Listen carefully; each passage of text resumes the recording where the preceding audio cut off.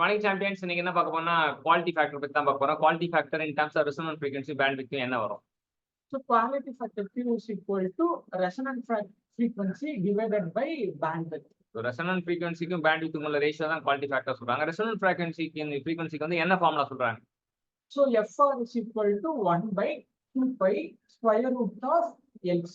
Resonant frequency நம்ம பழக்கப்பட்ட frequency தான் F suffix R equal to 1 by 2 pi root of LC சொல்றாங்க. அடுத்தது ஒமேகா நாட்டோட ஃபார்முலா என்ன? So omega naught is வந்து square root of omega 1 omega 2.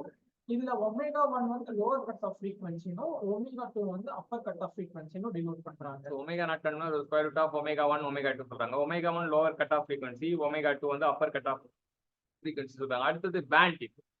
Bandwidth வந்து நம்ம upper cut of frequency lower cut of frequency subtract பண்ணா கிடைக்கும். So omega 2 minus omega 1 அது இல்லனா 1 by product of RC resistance into capacitance அது இல்லனா omega naught divided by omega naught into RC ன்னு சொல்றாங்க.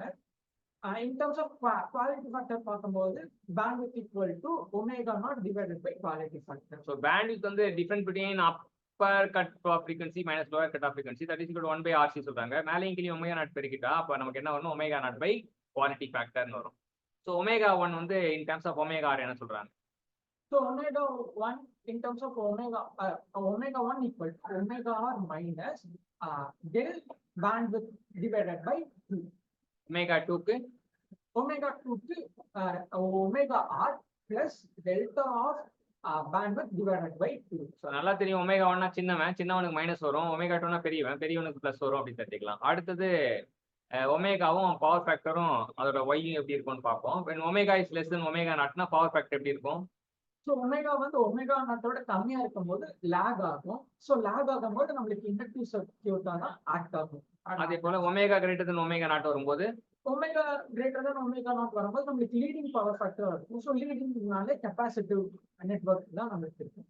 ஒமேகா ஈக்குவல் டு ஒமேகா நாட்டா இருக்கும்போது ஸோ இந்த கண்டிஷன்ல நம்மளுக்கு யூனிட்டி பவர் ஃபேக்டர் அட்டைன் பண்ணிடுவோம். ஸோ யூனிட்டி பவர் ஃபேக்டர் போது நம்ம சர்க்யூட் வந்து ரெசிஸ்டிவ் சர்க்யூட்டா ஆக்ட் ஆகும். ஸோ இன்னைக்கு என்ன பார்த்தோம்னா quality factor in terms of resonant frequency and bandwidth பார்த்தோம். இப்போ ரெசோனன்ட் ஃப்ரீக்வன்சிக்கான ஃபார்முலா வந்து 1 by 2 pi root of LC ன்னு பார்த்தோம். அப்போ ஒமேகா நாட் வந்து ரூட் ஆஃப் ஒமேகா 1 ஒமேகா 2 பார்த்தோம். பேண்ட்விட்த் வந்து difference between omega 2 minus omega 1 and omega naught by quality ஃபேக்டர்னு பார்த்தோம். 1 by RC ன்னு பார்த்தோம். Omega 1 in terms of omega R பார்த்தோம். அப்புறம் வந்து ஒமேகா வந்து different condition omega less than omega naught power factor லேகா இருக்கும், சர்க்யூட் வந்து இண்டக்டிவா இருக்கும். Omega greater than omega naught இருந்தால் அது லீட் பவர் ஃபேக்டரா இருக்கும், சர்க்யூட் வந்து கெப்பாசிட்டிவ் சர்க்யூட்டா இருக்கும். Omega equal to omega naught இருந்தால் யூனிட்டி பவர் ஃபேக்டர் இருக்கும், சர்க்யூட் வந்து ரெசிஸ்டிவ் சர்க்யூட்டா இருக்கும்னு பார்த்தோம். ஸோ இத்தனையும் கற்றுக் கொடுத்த நம்ம ரோஹித்துக்கு தேங்க்யூ சொல்லுவோம். Thank you champion.